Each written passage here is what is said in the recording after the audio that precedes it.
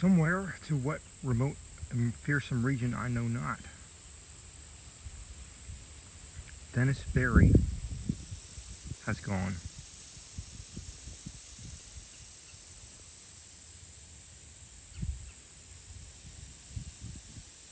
I was with him the last night he lived among men and heard his screams where the thing came to him. But all peasants and police in County Meath could never find him. Or the others.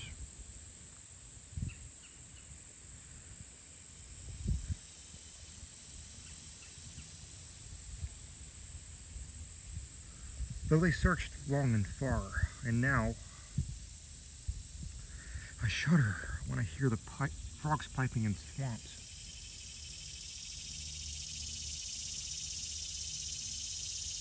Or see the moon in lonely places.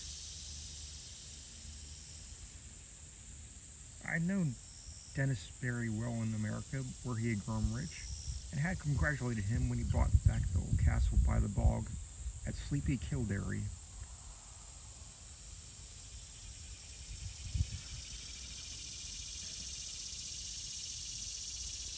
It was from Kildare that his father had come, and it was there that he wished to enjoy his wealth among ancestral scenes.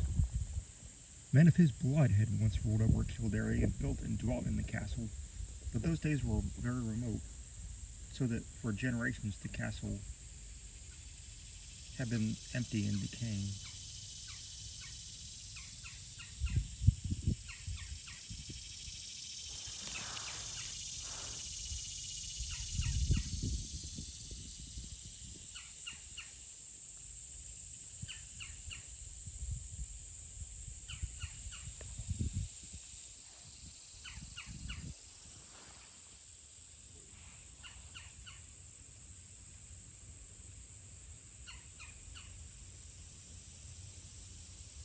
After he went to Ireland, Barry wrote me often and told me how under his care the great castle was rising tower by tower to its ancient splendor,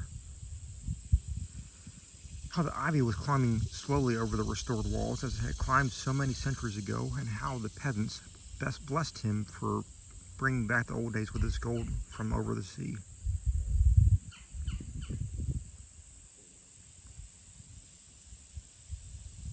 But in time, there came troubles, and the peasants ceased to bless him and fled away instead of as from a doom. And then he sent a letter and asked me to visit him, for he was very lonely in the castle with no one to speak to save the new servants and laborers he had brought from the north.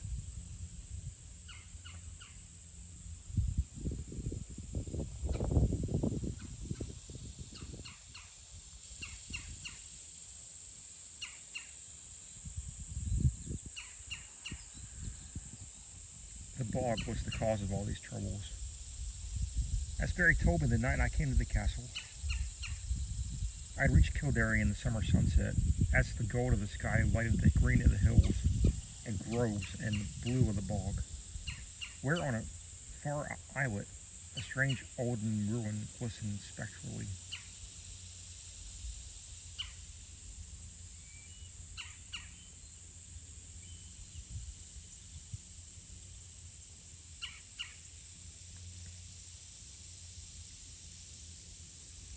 That sunset was very beautiful, but the peasants at Ballylow warned me against it and said that Kildare had become accursed, so that I almost shuddered to see the high turrets of the castle gilded with fire. Barry's motor had met me at the Ballylow station, for Kildare is off the railway.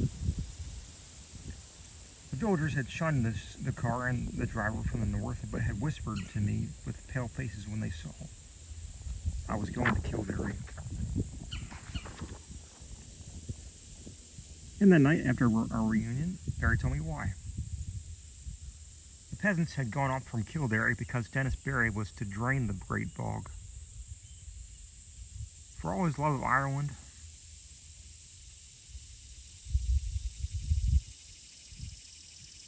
America had not left him untouched. And he hated to see the beautiful wasted space where peat might be cut and land opened up. The legends and superstitions of Kildare did not move him, and he laughed when the peasants had refused to help, and then it cursed him, and went away to Ballylow with their few belongings, as they saw his determination.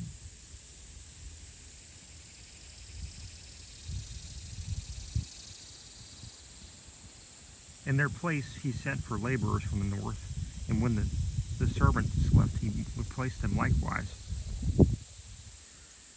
But it was lonely among strangers, so Barry had asked me to come. When I heard the fears which had driven people out from Kildare, I laughed as loudly as my friend had laughed, for these fears were of the vaguest, wildest, and most absurd character. They had to do with some preposterous legend of the bog, and of a grim guardian spirit that dwelt in a strange old ruin on the far islet I had seen in the sunset. There were tales of dancing lights in the dark of the moon, and of chill winds when the night was warm, of wraiths in white hovering over the waters, and of an imagined city of stone deep down below the swampy surface.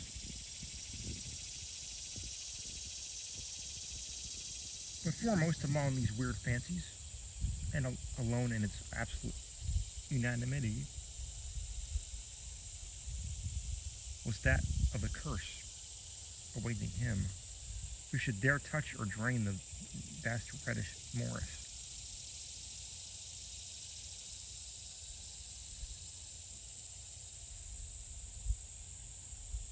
There were secrets, said the peasants, which must not be uncovered, secrets that had lain hidden since the plague came to the children of Partholand in the fabulous years beyond history. In the Book of Invaders, it is told that the sons of these Greeks were all buried at Talot. But old men in Kildare said that one city was overlooked, saved by its patron moon goddess, so that only the wooded hills buried it when the men of the Mead swept down from Scythia in their thirsty ships. Such were the idle tales which had made the villagers leave Kildare, and when I heard them, I did not wonder that Dennis Barry had refused to listen. He had, however, a great interest in antiquities and proposed to explore the bog thoroughly when it was drained. The white ruins on the islet he had often visited, but though their age was plainly great, and their contour was very little like that of most other ruins of Ireland, they were too dilapidated to tell the days of the glory. Now the work of drainage was ready to begin, and the laborers from the north were soon to strip the forbidden bog of its green moss and red heather, and kill the tiny shelf-paved streamlets and quiet blue pools fringed with rushes.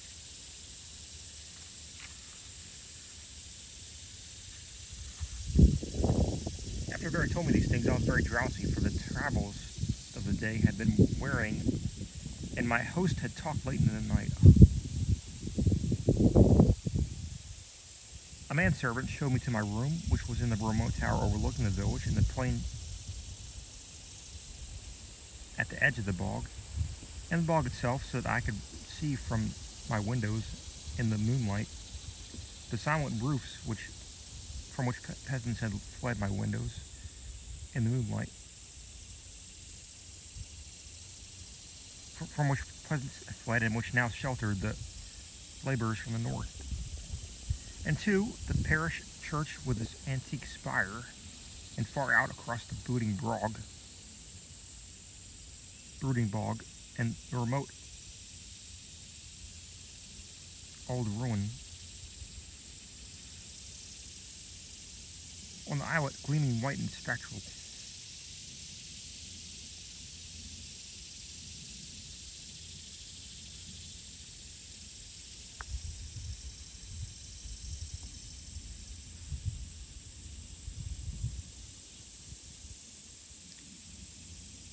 Just as I dropped asleep, I fancied I heard faint sounds from the distance, sounds which were wild and half musical, and stirred me with a wild excitement which colored my dreams. But when I awaked next morning, I felt it had all been a dream. for the visions I had seen were more wonderful than any sounds of wild pipes in the night. Influenced by the legends that Barry had related, my mind had in slumber hovered around a stately city in a green valley.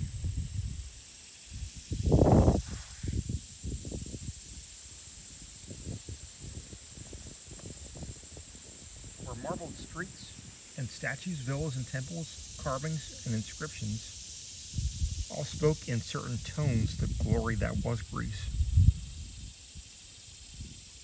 When I told this dream to Barry, we both laughed, but I laughed louder because he was perplexed about his laborers from the north. For the 6th time, they had all overslept, waking very slowly and dazedly and acting as if they had not rested, although they were known to have gone early to bed the night before. That morning and afternoon, I wandered alone through the sun-gilded village and talked now and then with the idle laborers.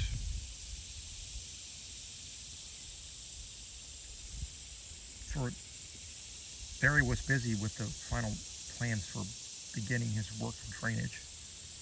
The laborers were not as happy as they might have been, for most of them had seemed uneasy over some dream which they had had, yet which they had tried in vain to remember. I told them of my dream, but they were not interested until I spoke of the weird sounds I thought I heard. Then they looked oddly at me and said that they seemed to remember weird sounds too. In the evening, Barry dined with me and announced that he would begin the drainage in 2 days. I was glad for, although I disliked to see the moss and the heather and little streams and lakes depart. I had a growing wish to discern the ancient secrets the deep-matted peat might hide. And that night, my dreams of piping flutes and marble peristyles came to a sudden and disquieting end. For upon the city and the valley I saw a pestilence descend. And then a frightful avalanche of wooded slopes that covered the dead bodies in the streets and left unburied only the temple of Artemis on the high peak, where the aged moon priestess Cleis lay cold and silent, with a crown of ivory on her silver head. I have said that I have waked suddenly in an alarm. For some time I could not tell whether I was dreaming or sleeping, waking or sleeping,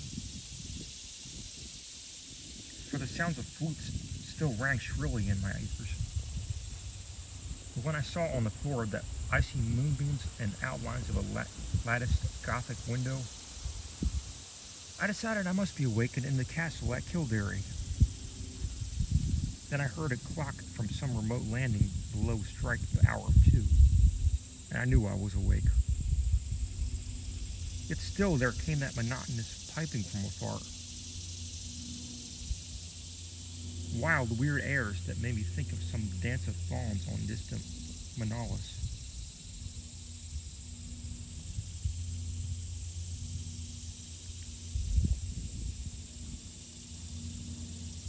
It would not let me sleep, and in impatience I sprang up and paced the floor. Only by chance did I go to the north window and look out upon the silent village and the plain at the edge of the bog.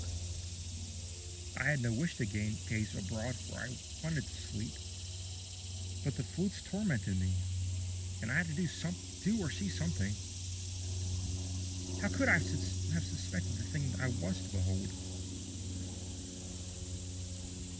There in the moonlight that flooded the spacious plain was a spectacle which no mortal having seen it could ever forget. To the sound of reeding pipes that echoed over the bog, there glided silently and eerily a mixed throng of swaying figures, reeling through such a revel as the Sicilians may have danced to Demeter in the old days under the harvest moon beside the Cyane. The wide plain, the golden moonlight, the shadowy moving figure, forms, and above all the shrill, monotonous piping, produced an effect which almost paralyzed me. Yet I noted, amidst my fear, that half of these tireless mechanical dances were the laborers whom I thought asleep, whilst the other half were strange aerial beings in white, half indeterminate in nature, but suggesting pale wisps or naiads from the haunted fountains of the bog. I do not know how long I gazed at the sight from the lonely turret window before I dropped suddenly into a dreamless swoon, out of which the high sun of morning aroused me.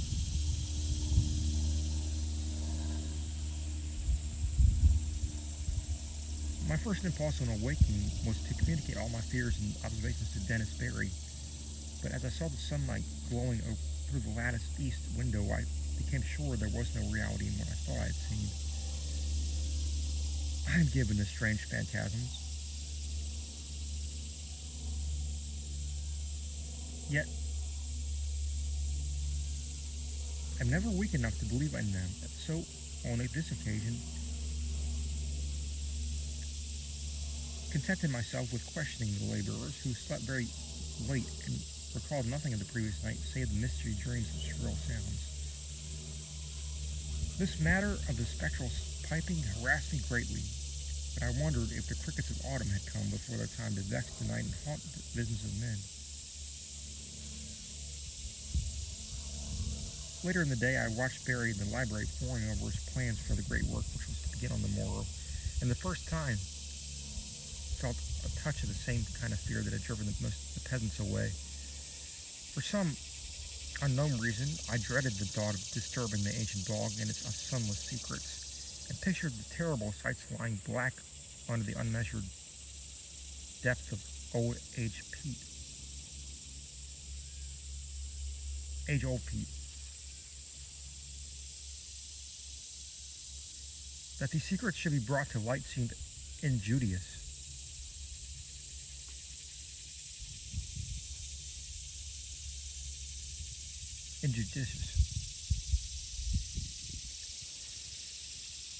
And I began to wish for an excuse to leave the castle and the village.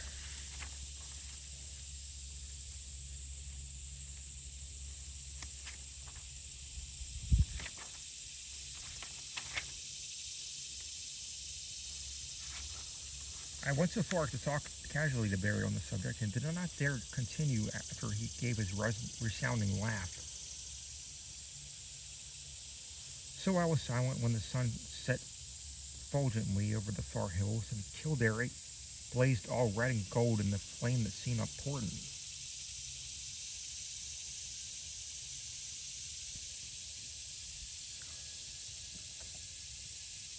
Whether the events of that night were of reality or illusion, I shall never ascertain. Certainly they transcend anything we dream of nature and the universe. Yet in no normal fashion can I explain those disappearances which were known to all men after it was over. I retired early and full of dread, and for a long time could not sleep in the uncanny silence of the tower.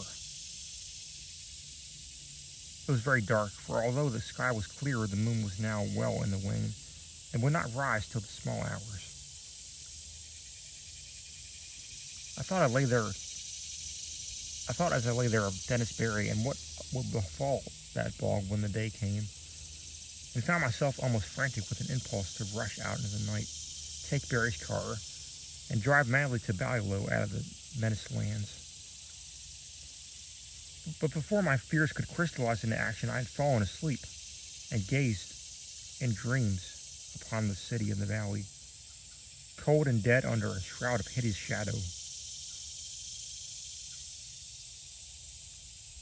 Probably it was the shrill piping that awakened me, yet that piping was not what I noticed first when I opened my eyes. I was lying with my back to the east window overlooking the bog, when the waning moon would rise, and therefore expected to see light cast on the opposite wall before me, but I had not looked for such a sight as now appeared. Light indeed glowed on the panels ahead, but it was not any light of the moon gives. Terrible and piercing was the shaft of ruddy refulgence that streamed through the Gothic window, and the whole chamber was brilliant with a splendor intense and unearthly.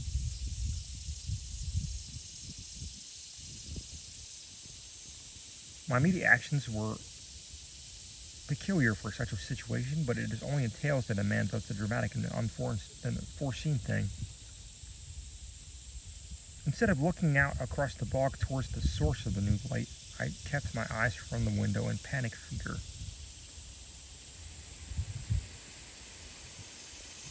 And clumsily drew my clothing with some dazed idea of escape. I remember seizing my revolver and the hat, but before it was over, I had lost them both without firing them one or downing the other. After a time, the fascination of the red radiance overcame my fright, and I crept to the east window and looked out whilst the maddening, incessant piping whine reverberated through the castle and over all the village.